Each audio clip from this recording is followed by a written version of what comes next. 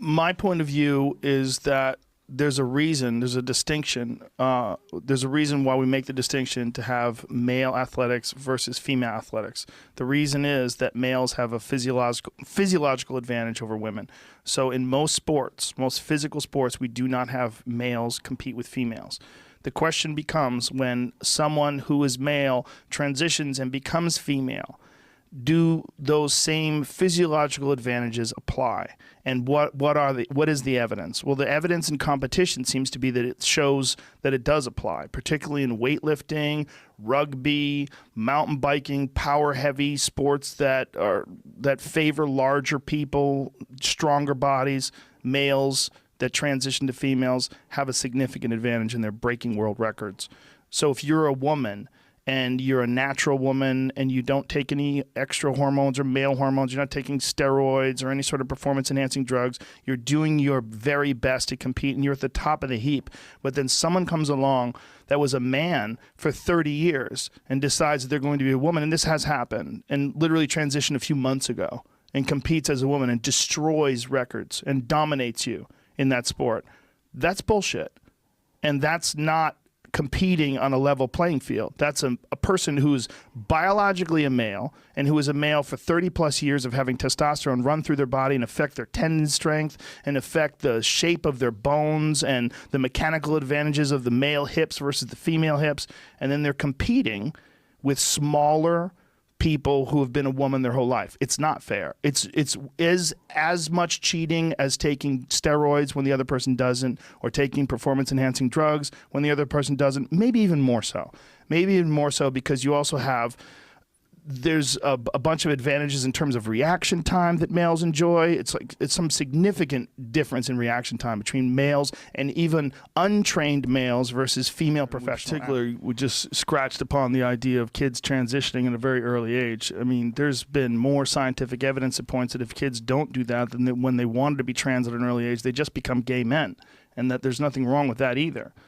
There's no reason to give kids hormones, and there's no reason to decide before a person's frontal lobe is completely fully developed, which doesn't even take place till like 25. People don't know who they are. A 7-year-old, you won't even.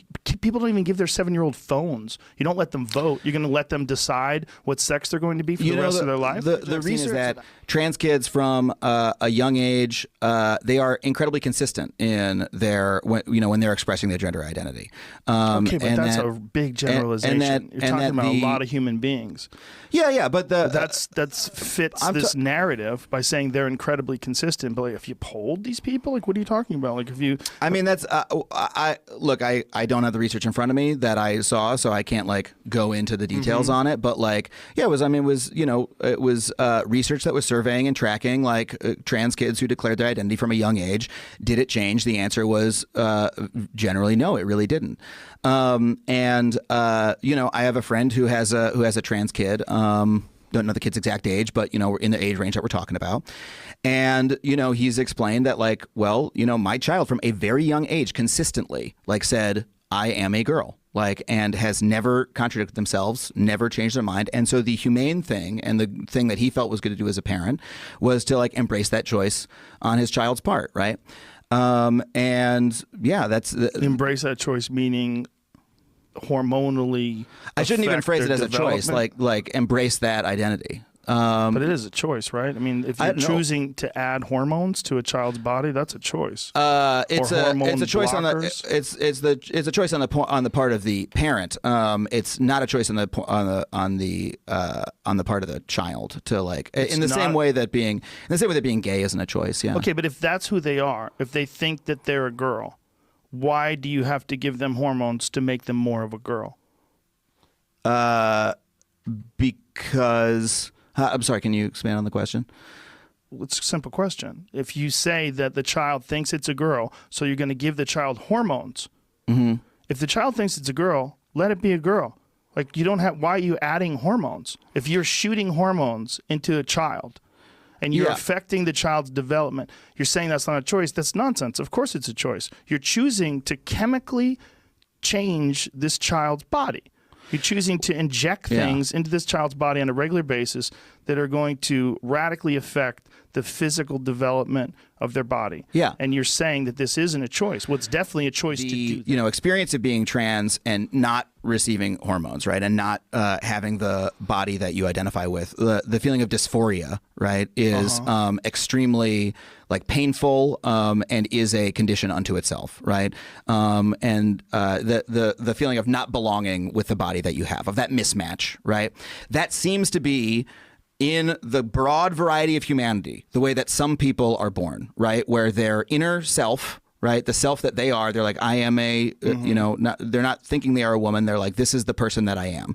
Doesn't match the body that they have, right? And that gives them extreme distress, right? And that leads to, you know, suicide. That leads to, other damaging behaviors, right? And the best treatment for that we know exists is to do gender confirmation via hormones. And you know that doesn't affect the suicide rate. The suicide rate for trans people is very high, post-op and pre-op. Really doesn't get affected by whether or not you treat them. Well, the operation, one misconception is, why is that? Is that because they're not accepted by society and we're not more loving? Could it be underlying issues that are causing them to feel this way in the first place? Like, what is it? We don't know, and I'm sure it varies. I don't want to speak to suicide rates. My entire concern is with children. My concern is not with young adults deciding to take steps to confirm their gender identity, who they feel they really are. I'm all for you doing whatever you want to do when you're an adult, when your mind is formed. But people change their mind. They change their opinion. They change their thoughts. There's nothing wrong with just deciding to be a gay man. There's nothing wrong with your body, as you grow and mature and develop, you growing out of these ideas. Some will and some won't. And the ones who won't, they always have the option to do something later on in life. But if you do something to hormonally block a child very, very early on, there's no turning back from that. Well, let me say a few things to that. First of all, it's not wrong to be concerned about children, and there's a reason this is the most intense part of this conversation, and I think it's correct, right? Because we're all very concerned about children, right? But I do want to say, first of all, I don't think it's correct that trans people, if they don't receive hormones from a young age, they simply become gay men. Because I know it happens very often. I know trans people. See if you can find that, because there was a big article that was written about that recently, where they were talking about whether or not gender confirmation surgery and hormone blockers on young children is ethical because of this fact.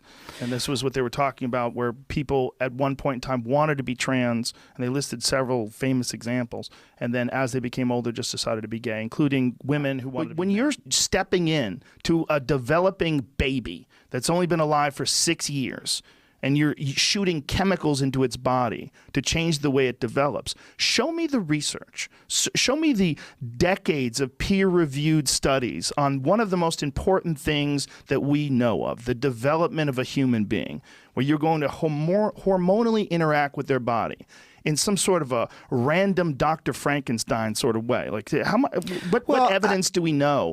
What evidence do we have that this is a powerful, absolute, like, intelligent, smart way to handle a child's life over the long term? Like, when these kids grow to be 60, as opposed to kids who don't get the hormone shots when they're 6, these people are 15% more happy. There's nothing like that. But yet people are jumping into it because it seems like the thing to do, because it seems like the tide of society is moving. I think that the undeniable existence of trans, children to teenagers to adults, right, who want to compete, right, and who make a compelling case that they should be able to compete, right, is going to be something that we're going to have to grapple with. I don't think there's going to be easy answers to it. We're grappling with it right now. Yeah, I mean, I think the legitimate solution is a trans league or a trans division, to have a male division, a female division, and a trans division.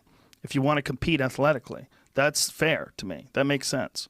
Well, I hope that there's, say with you got the Paralympics, right? And the Paralympics is really like, it's divided. Do you know how they do it? Where they do like, they've got all the different levels for, you've got this much amputated, or you're this mobile and you can compete in this way, And so that's really great to make a way that, those folks can compete on as level as a playing field as we can be, given the manifold variations in human bodies, right? But the fact that Oscar Pistorius, which, by the way, we should bring up again, he killed his girlfriend, which is a very weird part of the story. And he said he thought she was a robber, right? Bizarre, completely bizarre. But the fact that he was able to compete in the Olympics, right? not just in the Paralympics. I think it's such a wonderful thing, you know? And so I would hope that whatever organization we come up with,